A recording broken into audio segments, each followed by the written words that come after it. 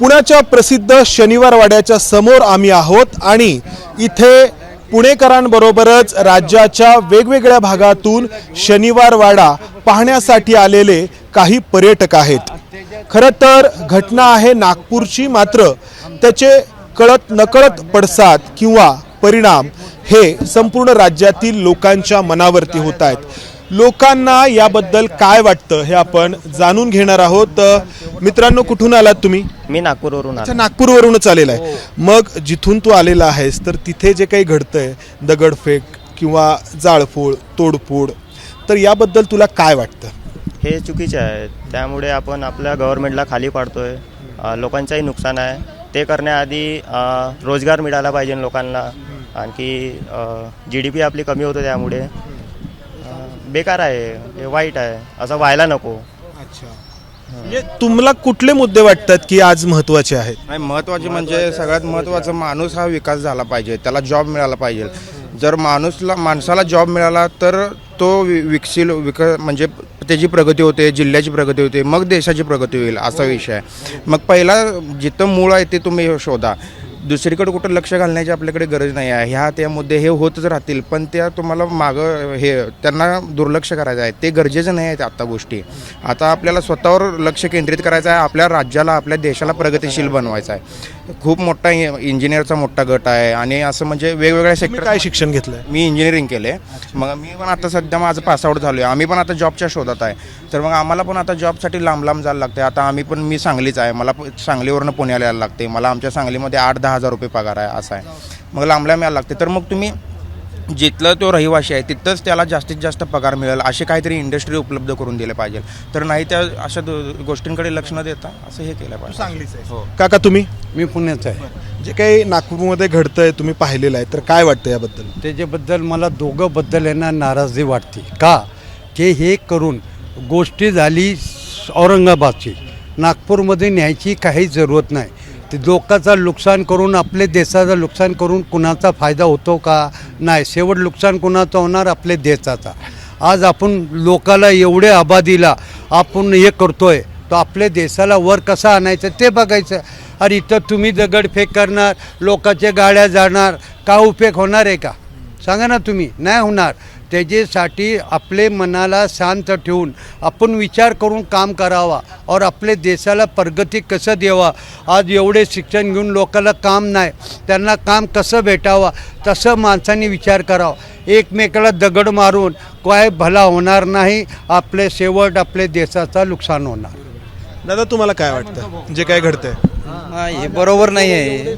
विकास कामं आणि बेरोजगारी आणि इतरही खूप मुद्दे आहेत, त्याच्याकडे लक्ष द्यायला पाहिजे। आणि ही जे दगडफेक करून आणि कुठं मारामाऱ्या करून ह्या काही गोष्टी बरोबर नाही आहेत। काय ताई, तुम्ही काय म्हणाल? सहमत आहे मी यांच्याशी। तेच, हां, लोकांचं नुकसान होत आहे, असं व्हायला नको बस। आता या सगळ्या घटनेला कारणीभूत कोण आहे, काय वाटतं तुम्हाला? कारणीभूत जे पार्टी असतात तेच असेल, राजकारण। त्याच गोष्टी आहेत। महत्त्वाचं म्हणजे कसं आहे, आता म्हणजे बॅकअप त्या लोकांचा असतोय ना, आणि कसं हे पॉलिटिक्स हा असा विषय आहे, त्यामुळं हे सगळ्या गोष्टी होतातच।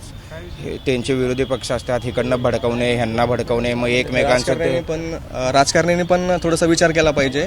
म्हणजे असं काय कमेंट्स पास करू नये त्याच्यावर पण विचार केला पाहिजे। आणि आजकालच्या तरुणांना रोजगार वगैरे नाही आहे, तर त्यांची माती भडकवण्यासाठी ना त्यांना खूप असं इझिली जाईल, तर त्यांना रोजगार नाही आहे, काही नाही आहे। तर तू कुठून आलाय, काय नाव तुझं? मी अंबाजोगाईचा आहे, बीडचा आहे मी।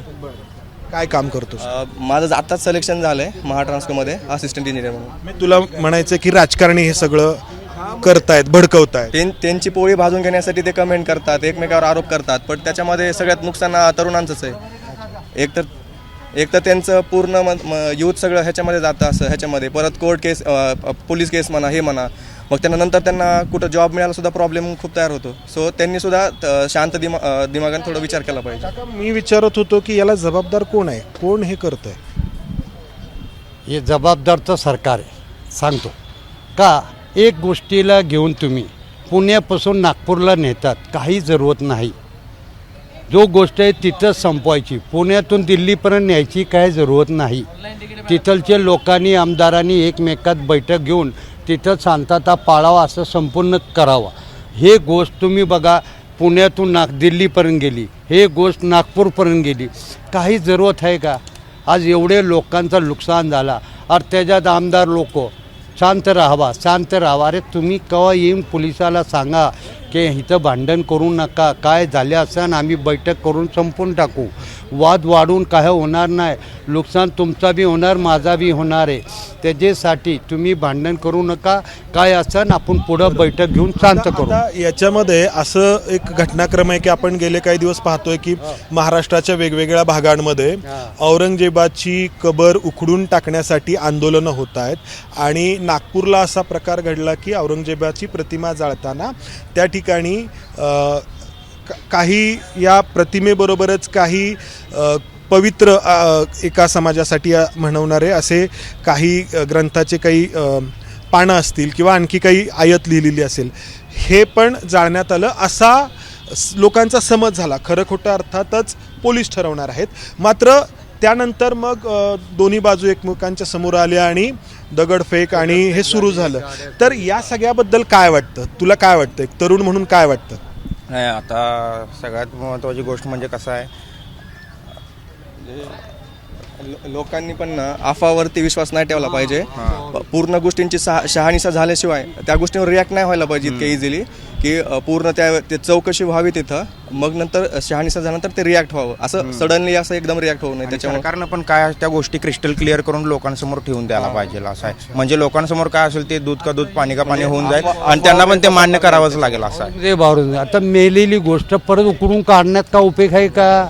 आज शिवाजी महाराजला अफजल खाननी मारलं, समाधी कुणी बांधलं? परत शिवाजी महाराजनीच बांधली, नाही तर त्याला उचलून कुठे जंगलात फेकून दिलं असता. मग त्यांनी का समाधी बांधली की मीनी मारलं त्याला आठवण यावा करून त्यांनी महाराजनी ते समाधी बांधली, ते समाधी तोडली. तर कोण म्हणणार आहे की अफजल खानला इथं मारलं? एक आठवण तर राहिली का नाही की आपले महाराजनी अफजल खानला इथं मारलं आणि ह्यांनी जिथं समाधी बांधली? आठवण राहिली का नाही?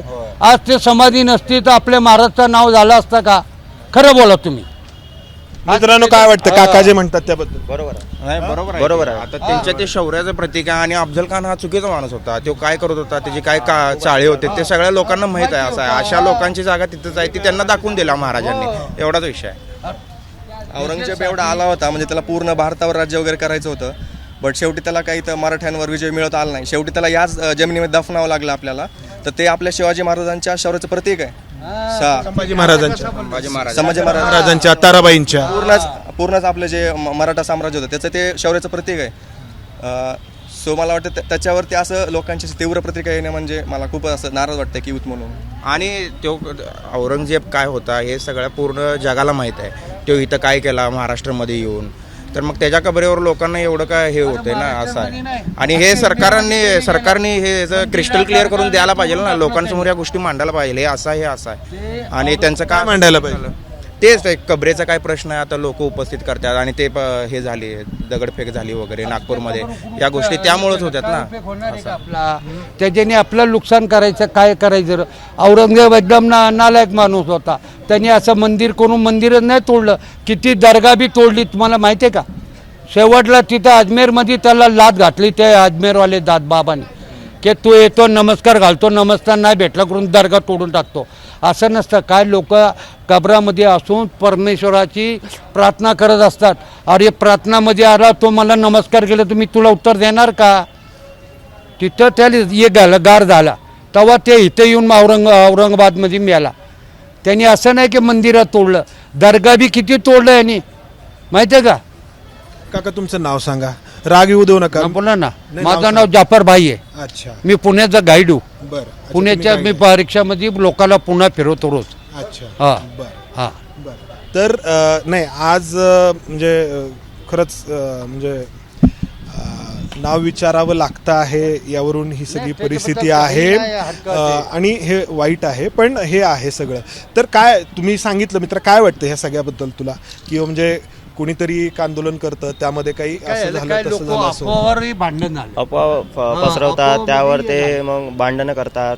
तुम्ही असे बोलले म्हणून असं नाही करायला पाहिजे. लोकांनी यामध्ये लक्ष घालू नये. तिने त्यांच्या अभ्यासावर आणि त्यांच्या करिअरवर फोकस करावा. या गोष्टींकडे लक्ष देऊ नये आणि तुम्ही तुमच्या करिअरवर फोकस करा आणि तुम्ही प्रगती झालात तरच देश प्रगती होईल, प्रगतशील होईल. हीच गोष्ट आहे, हेच मूळ आहे. काय नाव मित्र? मंगेश मासाळ. मित्र तुला काय वाटतं? तुम्हाला काय बोला, नांदेडचे नांदेडचे आहे बोला पहलवान बोला. सगळ्याबद्दल. मी पुण्याचा आहे. जे काही आपल्याला समजा काय अशा गोष्टी कळाल्या, नाव सांगा काका. शिरीष कुमार परदेशी. तर बाकीचे जे लोक असतात मध्यम वर्ग खालच्या वर्गातले, तर त्यांनी अशा गोष्टीकडे लक्षच नाही द्यायला पाहिजे. कारण याच्यामध्ये कसं आहे, मध्यम वर्ग खालचे लोक जे लोक बोलणारे वगैरे असतात हे साबूत राहतात. आता मी आणखी स्पेसिफिक विचारतो की औरंगजेबाची कबर उकडून टाकण्यासाठी आंदोलन होत आहे आणि हा बोला सर. मी नांदेडचा आहे. नाव सांगा. अंकुश अस्कुलकर. सर इतके दिवस पण तिथंच होती मग समाधी, आता पण तिथंच आहे. मला म्हणायचं आहे की हे जे लोक आहेत ते इतके दिवस कुठे होते? आता जे काढायचे, हे करायचं, ते करायचं, हे राजकारणी लोकांचेच आहे. हां, तुमच्या कपाळाला भगवा टिळा आहे. आहे ना. हो, मी हिंदूचाच आहे. मी काय ते थोडीच आहे मुस्लिमचं. आता केलेली समाधी आता कोणी पण शिवाजी महाराजांनीच बांधली म्हणतात काही जण. आता किल्ल्यावर आहे शिवाजी महाराजांना. शिवाजी महाराज आधी निवर्तले आणि औरंगजेब त्यानंतर निवर्तला. त्याचं निधन झालं, मेला. पण विषय तुम्ही जो आत्ता उपस्थित केला की इतके दिवस का हा मुद्दा आला नाही, तर काहींचं म्हणणं आहे की नाही, आता ती बाब म्हणजे तोडायला पाहिजे, तिथून हटवायला पाहिजे. काका काय वाटतं? नाही, ते तोडायला पाहिजे असं वाटतंय. पण हे जे करायचं म्हटलं तर याच्यामध्ये सगळ्या बाबीचा विचार करायला पाहिजे ना, की बाबा हे असं केलं काय होईल काय नाही, हे सगळा विचार करायला पाहिजे. तुला काय वाटतं? आता हे वातावरणात समजा सर, समजायच्या याच्यानुसार समजा आपल्याला, आपण काय बोलणार त्याच्यावर. पण हे सगळं जे होतंय त्यामुळे काय परिणाम होतोय समाजामध्ये असं वाटतं? समाजामध्ये काय सर चीड परिणाम होतात. दुफळे तयार होते. एका धर्माचं दुसऱ्या धर्माबद्दल हे होतं, म्हणजे काय त्याला म्हणतो आपण, वाईटपणा येतो किंवा मग ते भांडणच दुरावा होणार. पण येतो ना, दुरावा येतो एकूण एकामध्ये. आता आपण आता समजा जनता हे त्यांची पण यांची पण आपली पण हिंदू समजा एका जागी राहतो, एका जागी जातो. किती पण आता काही केलं तरी बी काय होतं, आता कुठेतरी आपण बसलं कुठेतरी त्याने पण बसणारच. मग आपण आपल्या भेदाभेद वाढतच राहतात. हे मुस्लिमचं आहे, हिंदूचं आहे, त्यानं मग भेटलं तर हे वादावादी होणारच. त्याच्यामुळे क्लोज केलं तर ठीक आहे. जन्म झाले. पाठीमागं कोण आहे? पाठीमागचं काय माहित नाही सर. तुम्ही कुठून आले भाऊ? तर बोलाल का तुम्ही जे नागपूरमध्ये घडतंय? तर काका माहिती आहे तुम्हाला नागपूरमध्ये जे घडतंय ते? हा, तर काय वाटतंय त्याबद्दल? तर असं तर घडायला नको होतं.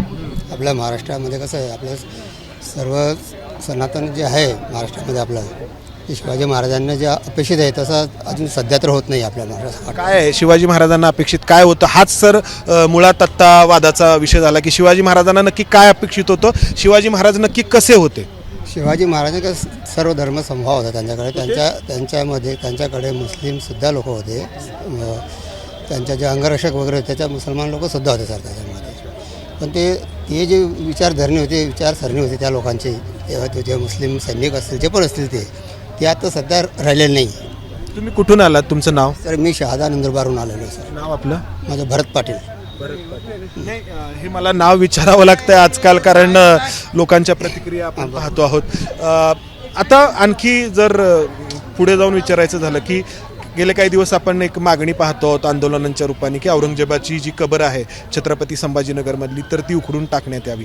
त्यासाठी आंदोलनं होत आहेत. आणि तसंच एक आंदोलन नागपूरमध्ये होतं, तिथं मग औरंगजेबाचा फोटो जाळण्यात आला, त्या फोटोसोबत आणखी काही अशा गोष्टी जाळण्यात आल्या. असं पसरलं की त्या एका समाजासाठी पवित्र आहेत आणि त्यातून मग दोन्ही समाज एकत्र आले, एकमेकांसमोर आले आणि दगडफेक, जाळपोळ, मारामारी असं सगळं त्या ठिकाणी घडलं अशी माहिती आहे. नक्की काय घडलंय अर्थात हे पोलिसांनी सांगण्याची गरज आहे. पोलीस ऑन रेकॉर्ड काही सांगत नाही आहेत. तर काय वाटतं त्याबद्दल? तर त्याच्यात कसं आहे की जे शिवाजी महाराजांचे अपेक्षित आहे ना तसं हे नाही, हे जे दंगल जे घडवणार आहेत सर्व काही तसे मुसलमान तसे नसतात माझ्या मते तरी. आणि हे जे घडतायत जे करतायत हे सर्व चुकीचे आहे. आता औरंगजेब आपला महाराष्ट्रावर जर चाल करून आला तर महाराष्ट्राच्या भूमीमध्ये त्याला म्हणजे महाराष्ट्र जिंकता आला नाही, तर त्याला इथं जे त्याला जे गाडलं शिवाजी महाराज किंवा संभाजी महाराजांनी, तर ते माझ्या मते 20 वर्ष त्यांनी इथे सगळं काही आजमावून पाहिलं, पण इथेच तो गाडला गेला. तर त्याची स्मृतीसुद्धा आपल्या येणाऱ्या पिढीला माहिती असायला पाहिजे की औरंगजेबला काय होतं, त्याच्या हेतू नेमका कशासाठी आला होता आणि आपला महाराष्ट्र त्याला काय कसं काय हे करत शिवाजी महाराज किंवा संभाजी महाराज ज्यांनी आपले मराठा जे मावळे होते त्यांनी त्याला कसा प्रतिकार करून त्याला म्हणजे पुण्यापर्यंत त्याला येऊ दिलं नाही. तर ही स्मृती म्हणजे पुढच्या येणाऱ्या पिढीला हे माहिती असायला पाहिजे. त्याचे त्याला आपण हे नाही करायला पाहिजे काय म्हणतात त्याला त्याच्या ज्या कबरी आहेत त्याला म्हणजे असं सुपचिकरण नाही करायला पाहिजे, त्याचे थडगे जसे तसे ठेवायला पाहिजे, पण येणाऱ्या पिढीला ते माहिती असायला पाहिजे की हे काय आहे नेमकं असं. तुम्ही कुठून आलात मावशी? आम्ही ना येवल्यावरून आलो, पण असं वाटलं नाशिक येवला. हा नाशिक येवला. काय नाव आपलं? लंकाबाई चंद्रभान क्षीरसागर. लंकाबाई चंद्रभान क्षीरसागर. बोला. तर असं इच्छा होती आम्हाला का शिवाजी वाड्यामध्ये गेल्यानंतर आम्हाला काय काय पाहायला मिळेल.